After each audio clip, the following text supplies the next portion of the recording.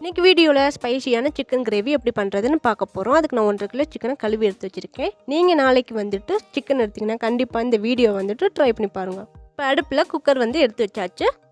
Cooker காயிற வரைக்கும் wait பண்ணிவிட்டு காஞ்சதுக்கப்புறம் தேவையான அளவு எண்ணெய் ஊற்றிக்கோங்க. நான் இன்றைக்கி 1.5 கிலோ சிக்கன் எடுத்து வச்சுருக்கனால கொஞ்சம் எக்ஸ்ட்ராவே நான் எண்ணெய் எடுத்துருக்கேன். நீங்களும் அதுக்கேற்ற மாதிரி பார்த்து ஊற்றிக்கோங்க. இப்போ எண்ணெய் காஞ்சதுக்கப்புறம் 1 ஸ்பூன் அளவுக்கு சீரகம் ஆட் பண்ணிக்க போகிறோம். சீரகம் பொரிஞ்சதுக்கப்புறம் நம்ம கழுவி எடுத்து வச்சுருக்க சிக்கனை கொஞ்சம் கொஞ்சமாக ஆட் பண்ணிக்க போகிறோம். ஒரேடி ஆட் பண்ணோம் அப்படின்னா சிக்கனில் இருக்க தண்ணியும் அடுப்பில் இருக்க எண்ணெயும் நம்ம மேலே தெரிச்சிடும். அதுக்காக கொஞ்சம் கொஞ்சமாக நான் மொத்தமாக ஆட் பண்ணிட்டேன். இப்போ இதுக்கப்புறம் 1 ஸ்பூன் அளவுக்கு மஞ்சத்தூள், அப்புறம் காரத்துக்கு ஏற்ற மாதிரி மிளகாய்த்தூள் எடுத்துக்கோங்க. நான் இன்றைக்கி காரம் சாரமாக வைக்கிறனால கொஞ்சம் எக்ஸ்ட்ராவே மிளகாய்த்தூள் எடுத்துருக்கேன்.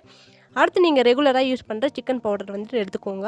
உங்களோட சிக்கன் பவுடரில் உப்பு இல்லை அப்படின்னா நீங்கள் எக்ஸ்ட்ரா உப்பு எடுத்துக்கோங்க.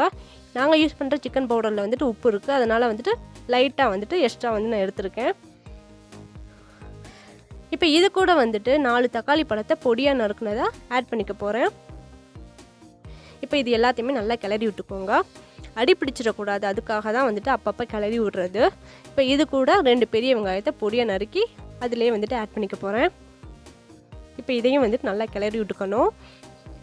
நெக்ஸ்ட் என்ன பண்ண போகிறோன்னு பார்த்தீங்கன்னா கொஞ்சமாக தண்ணி ஊற்றிக்கோங்க. தண்ணி கொஞ்சமாக தான் எடுத்துக்கணும். நீங்கள் குழம்பு மாதிரி பண்ணுறதா இருந்தீங்கன்னா நிறைய எடுத்துக்கோங்க. நம்ம இன்றைக்கி சிக்கன் கிரேவி பண்ண போகிறோம், அதனால கொஞ்சமாக தான் எடுத்துருக்கோம். இப்போ இது எல்லாத்தையுமே நல்லா கிளறி விட்டுட்டு குக்கர் லாக் பண்ணியாச்சு. இப்போ இதோட விசில் 7 to 8 விட்டுக்கோங்க. நான் இன்றைக்கி ஹை ஃப்ளேமில் வச்சுருக்கேன். இப்போ குக்கர் விசில் வந்ததுக்கப்புறம் ஓப்பன் பண்ணி காட்டுறேன். பார்த்தீங்கன்னா கொஞ்சம் தண்ணியாக தான் வந்திருக்கு. நாங்கள் கிச்சனில் பண்ணிகிட்டு இருக்கப்பே கிச்சன் ஜன்னலில் உட்காந்துட்டு எவ்வளோ அழகாக கத்திட்டு இருக்கான்னு பாருங்கள். பார்க்கவே க்யூட்டாக இருக்குல்ல. என்னமோ இவங்க தான் கைட் பண்ணுற மாதிரி தலையெல்லாம் வெளியே விட்டுட்டு அழகாக கத்திட்டு இருந்தா. இப்போ நம்ம சிக்கன் வேறு பாத்திரத்தில் மாற்றியாச்சு. தண்ணி நல்லா சுண்டி வர வரைக்கும் அடுப்புலேயே இருக்கட்டும். இந்த வாசனை அடிக்கடிக்கு எங்கள் பூனையோட சவுண்ட் ரொம்பவே அதிகமாக இருந்துச்சு. வாயெல்லாம் நல்லா பொழந்துக்கிட்டு பாவம் கட்டிட்டு கத்திட்டு இருந்துச்சு. இப்போ தண்ணியெல்லாம் சுண்டி போய் நல்லா கிரேவி டைப்பில் வந்துடுச்சு. இதில் நம்ம வாசனைக்கு கருவேப்பிலை போட்டுட்டு அடுப்பு ஆஃப் பண்ணிடலாம்.